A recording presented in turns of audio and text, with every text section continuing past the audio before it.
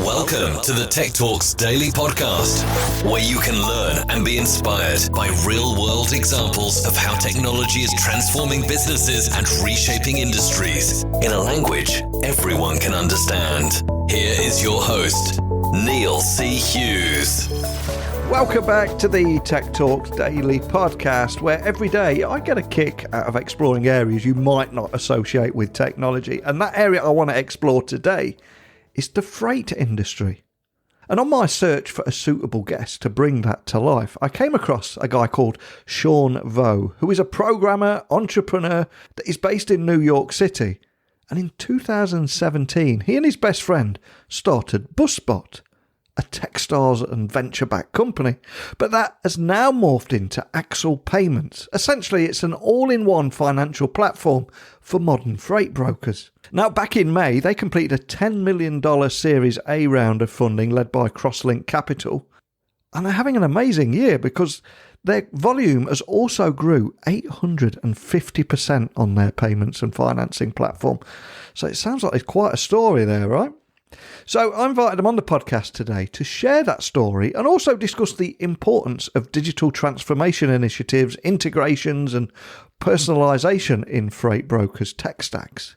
And I'm also hoping to take a look under the hood, pun intended, and identify how moving towards open platform tools will actually benefit brokers so they can continue to build a tech stack that's personalized specifically for their back-end data-driven processes. And hopefully we can also get our geek on a little bit and explore how platforms with robust APIs and integration capabilities are actually critical to maximizing that financial workflow and ultimately increasing efficiency all around the company. So that's a lot to get through. So buckle up and hold on tight as I beam your ears all the way to New York, where Shawn is waiting to share his story.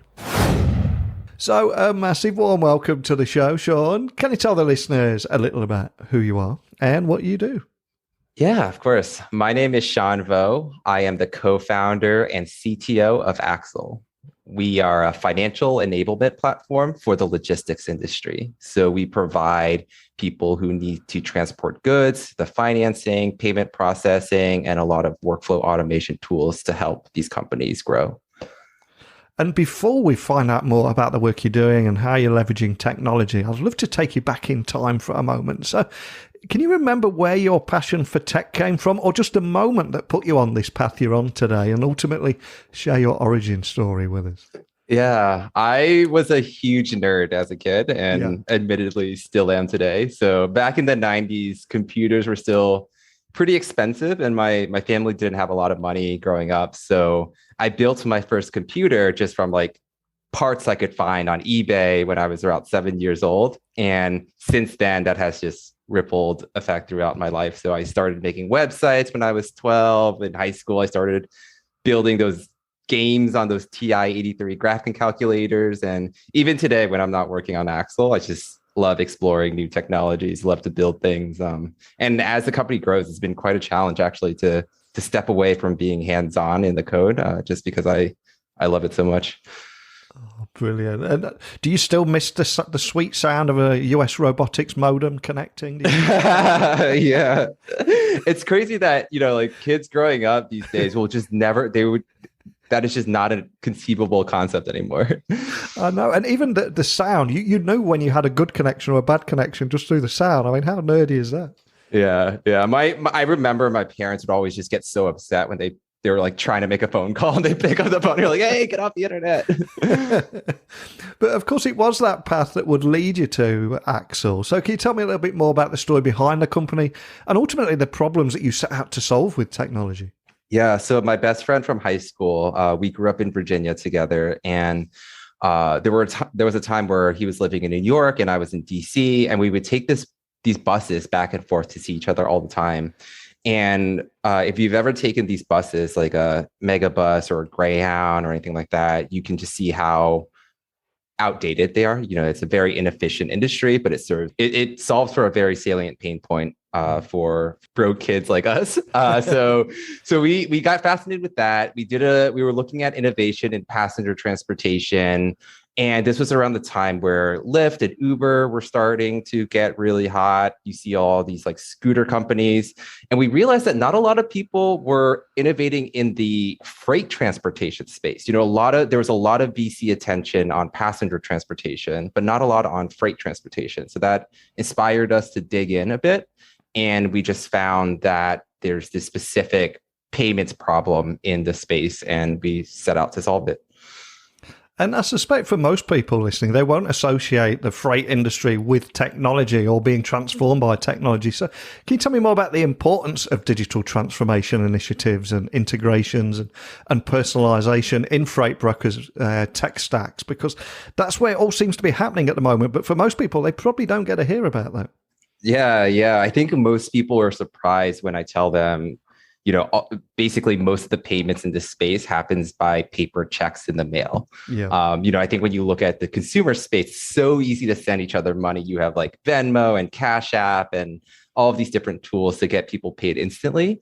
But it just doesn't exist in this space. And the importance of this can't be understated. So as we've seen from the pandemic, we are seeing from the trucker shortage, we're seeing from raising fuel prices. There's just so many macroeconomic factors that are putting pressure on our ability to transport goods to where they need to be. And this translates to just overall higher prices for the consumers. So it's really important now more than ever to build a more resilient supply chain. And digital transformation is a huge part of making that happen. If we can move data more effectively, if we can move money more freely, it would make the overall system more efficient. So just imagine a world of difference where you have a trucker who's waiting 30 days for a check in the mail so they could buy more fuel and like move their next shipment, versus a world where like 24 hours after delivery, the money is in their bank account and now they can continue to take on more work. And I think that integrations make that happen, like better tech stacks make that happen, and all of these digital transformation initiatives make that happen. And just to bring to life everything you're talking about here, do you have any examples of how moving toward open platform tools will actually benefit brokers so they can, continue to build a tech stack that's actually personalized specifically for their back-end data-driven processes? Because that seems to be where the magic happens, right? Yeah. So when if you zoom in a little bit to the space, what you'll realize is that freight is very, very complicated. There are many different types of freight brokers even. There's some that focus on produce. There's some that focus on lumber, some that ships cars. And for all these different types of shipments, you need different tools. You might need different transportation management systems that have different functionality. And for us, we know that it's impossible to build, that one size fits all for this space. So we really focused on building an open platform that can connect to any sort of transportation management system. So one example is a client of ours who really wanted to use this particular transportation management system called EasyLoader.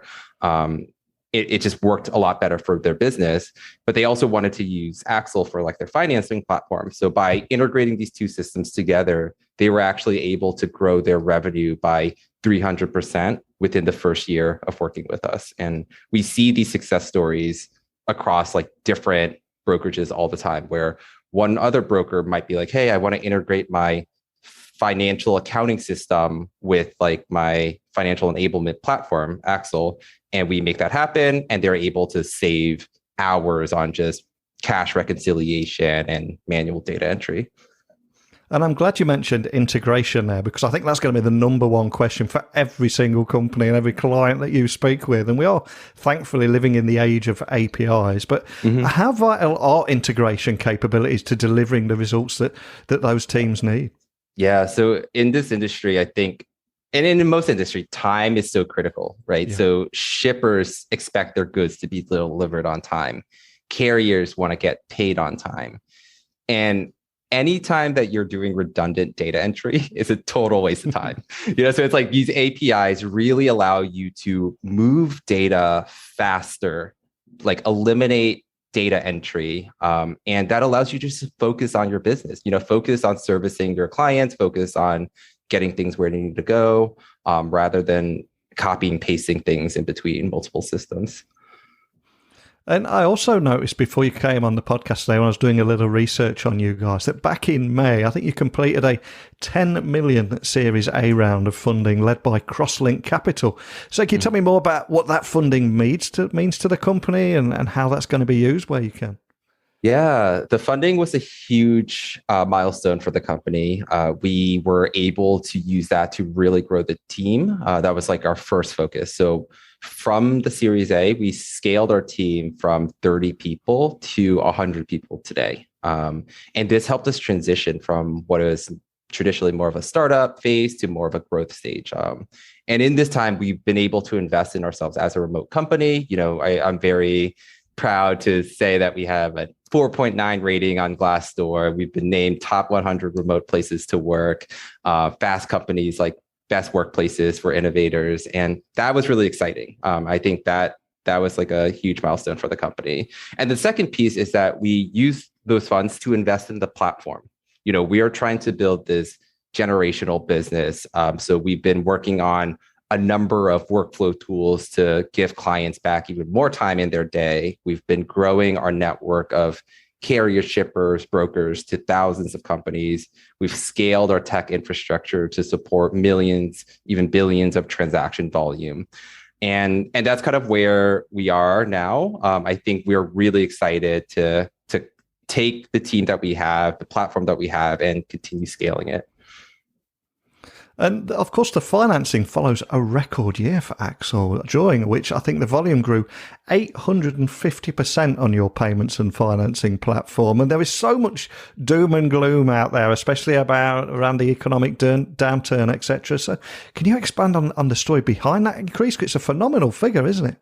Yeah, I think that ties really back to what I mentioned in the earlier piece of the interview, which is the supply chain is getting a lot of shocks, and our customers realize that, and they realize that they need to continue to innovate, continue to adopt these tools to remain nimble, remain in pace with where the market is going. So that was a key driver to the growth. It was actually the volatility, encourage adoption of our platform.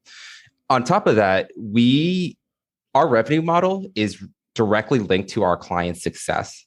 So the reason why we invest so heavily in the product and these workflow tools is that when our clients grow, we also grow. And that was a huge driver over these last years, where we felt like we were building them really great tools to save them time, to help them grow their business. And as a side function of that, our revenues increased. So I guess some proof points there is I'm really happy about the 4.7 ratings we have on Trustpilot across like Google reviews, all of these review sites. We have a net promoter score of over 70, which rivals brands like Costco and Apple. And I think a lot of it comes down to really focusing our product on our customers' use cases and really helping their businesses prosper. And I suppose you've now got the very nice problem of this year having a 10 million Series A funding, followed by a volume growth of 850%. So where do you go from here? What's next for Axel, and what excites you about the future? Yeah, what is next? I think we are, obviously continue to grow. I think that we want to make the supply chain a lot more resilient. We want to start connecting even more disparate data systems. So how do we build more integrations? How do we make our platform even more open, more flexible? And I'm particularly excited because there's just so much low-hanging fruit out there in this space. I wake up every morning and I'm just like looking at all this low-hanging fruit and be like, hey, what should I solve next? What should I solve next? And a lot of people think about technology as like autonomous vehicles or drone delivery or crazy crypto platforms. But for us, it's much more basic than that.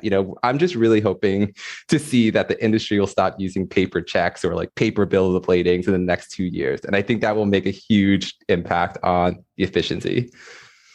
Fantastic. Well, we started the podcast today talking about your origin story, those early days of computing in the 90s and a few stories with that. But I want to finish now by asking you to leave everyone listening with a personal note of inspiration. So that can be a song that means something to you, gets your head in the zone or inspires you, and we'll add that to our Spotify playlist, or a book that has inspired you that we'll add to our Amazon wishlist for other people to check out. All I ask is what you're going to choose, and is there a story behind that choice?